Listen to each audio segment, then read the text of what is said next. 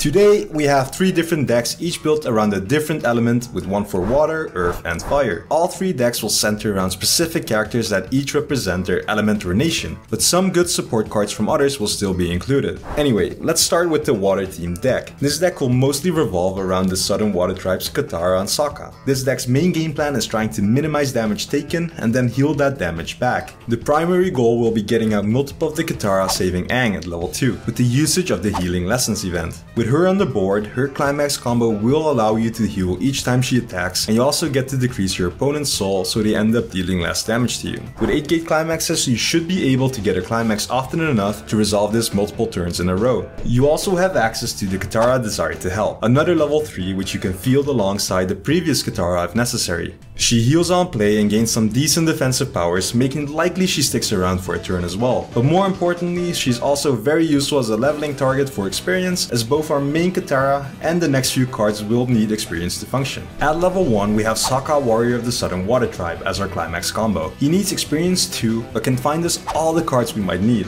including the Healing Lessons event. He also has a bonder in the form of Suki coming to the rescue, who also has a chance to return to hand when she gets reversed, if we manage to reveal a level 2 or higher card, which this deck has a decent amount of. The other level 1 we run is the Katara Experienced Fighter, that can stand in for a level 2 Katara when using the event instead of an actual level 2+, saving us a bit of stock. She does need experience 2 as well to gain a level, which we can easily fix with the level 0 Katara playing with water, who as a bonus is also able to grab the Healing Lessons event from Waiting Room. We then borrow a bit of defensive power from the Airbender Toph in the form of the Brainstorm and 2-1 Assist. The 2-1 Toph High Society gives our Katara some much needed power to survive a turn, while also turning our extra gate triggers into characters from the Waiting Room. Toph Wanted is a Salvage Brainstorm, and in combination with a backup gives us a bit of extra survivability, as we can scry the top part of our deck when we play a counter and then move it to bottom or keep it on top if we spot a climax. You can easily replace these with the 1-1 Katara Assist from the booster and the Sokka Brainstorm from the trial deck if you want to minimize the amount of non-water tribe cards. Now, the game plan of this deck is to hit level 2 and then stay at level 2 forever, winning by trying to outlast your opponents. You want to go into level 2 with at least 2 copies of the event, an equal amount of level 3 Kataras, a copy of the 1-0 Katara, and the climax in hand. This nets you 2 Kataras, but try to go for triple if you can manage, as the next soul effect is much stronger in multiples.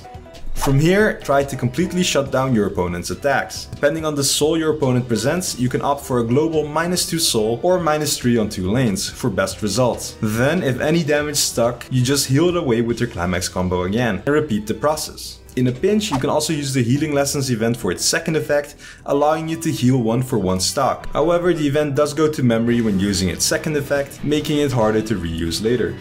We already caught a glimpse of the greatest Earthbender alive in the previous deck, but this deck completely puts the focus on Toph and her Earthbending skills. Unlike the water themed deck, which is mostly trying to lower damage and heal back what damage we took, this Earth focused deck is all about taking damage head on and forcing your deck to cancel. Our main level 3 card to build around this time is Toph Metal Bending. This Toph's climax combo has you choose between 2 modes on attack. Option 1, adding a card to stock and a card to hand, allowing you to regain resources spent on getting her on the board.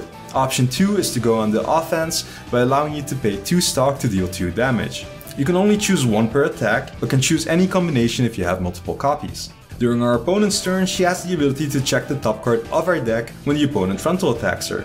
You decide if you want to keep the card there or put it into the Waiting Room, which makes it likelier to cancel attacks. This card is already absolutely stacked, but even better is the fact that we can get her out early with the 1-1 Toph Prankster and her climax combo, which just so happens to be on the same climax as the Toph Metal Bending. Speaking of climax combos, at level 1 we have Toph the Blighted Bandit, which is a decent climax combo that allows us to mill and hand fix for 2 cards based on the levels milled. Now, with how this effect works, we are usually choosing from low level characters, so make sure you have useful cards to grab at lower levels that can then turn into the cards you actually want to see. The level 0 Aang Firebending Misfire or the 1-0 Zinfu and Master Yu are good examples of cards that do that. As our secondary attack is at level 1, we also run Aang building a zoo to gain some extra stock and Toph Sleep Deprived to specifically target level 2s. All 3 of our level 1 characters gain power when you use an act, making them also able to gain power on our opponent's turn if we play a backup, which this deck has a decent number of. We also do not miss out on the power or their effects when placed on the board with the offering different perspective Sokka, making him a great fit for this deck. While for the purpose of the act bonus a brainstorm could suffice, we also run the level 0 Toph Childhood as a free act to conserve stock while also gaining access to our clock if we happen to trigger a bar.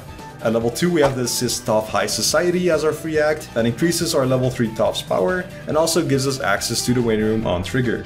This deck is probably the only deck that is able to play No War in Ba Sing Se, a powerful event allowing you to return a character to your opponent's hand and completely denying them the opportunity to attack with it. This also disrupts any full board conditions they might have and could technically be used in your own turn as well to play around certain things, but it is a bit expensive for that purpose. With 8 bar climaxes and Toph stock gaining climax combo, this event will certainly be usable when you need it most. We also include the Katara early play here since green doesn't have any healers, at least not until the revealed promos are released. We have a pretty solid early game with our characters being able to deal with a lot of threats, and having access to our clock in addition to our win room allows us to easily fix for cards that will get us to our level 2 multi-Toph turn. We need to find at least 2 1/1 Toph Prankster and an equal amount of Toph Metal Bending. With multiple Tophs on the board and her climax in play, you probably want to grab back a couple of the Toph counters to make sure they survive the turn. During your opponent's turn, Toph's top check activates before the trigger and counter step, so you get to look first before deciding to commit a backup for the brainstorm or if you want to use the Ba Sing Se event. We pretty much just want to try and force out cancels by checking 1 to 2 extra cards for each attack, making them likelier to be cancelled. This deck will struggle if we take a lot of damage as our heals are pretty limited,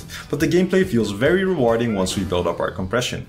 Now, this last deck revolves less around firebending, but more around Princess Azula and her hunt for the Avatar. This is hands down the most aggressive deck out of all 3 options presented here, which is fitting for the members of the Fire Nation. Completely in flavor, we will be sacrificing a lot of our Sokka and Aang level 0s to gain the upper hand in our games. This deck's game plan centers around getting multiple attacks at the cost of your own health, by using standby triggers and sent to waiting room effects to abuse the level 0 differing perspective Sokka during the attack phase. I made a separate video on this, so make sure to check it out if you haven't already. The level 3 Azula Verge of Insanity is an insanely cost-efficient finisher and hits for some really good numbers even without the Sokka involved. The 2-1 Tai Li Popular is a requirement for the climax combo, but also prevents counters that might stop our Azula from reversing and getting her ability off. The level 1 Azula Talented Sister is a plus in climax combo, but doesn't really give you a lot of selectivity.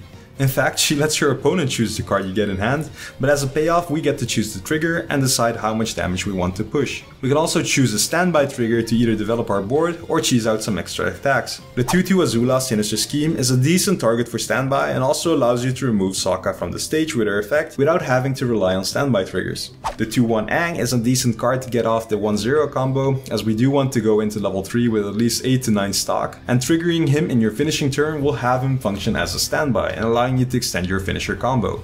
Mei Moody is a secondary attacker at level 1 that reaches 8k with a climax. Tai Li Betrayal has an ability to handfix towards either the Mei Betrayal Brainstorm or our Azula finisher once she hits the waiting room. These two work perfectly off of getting spawned with the Sokka in any phase. This deck also has the Katara level 3, but here it's more of a placeholder for the Zuko PR once that releases, or if you want you can replace her with an extra copy of the 2-2 Azula and any other card you think is useful.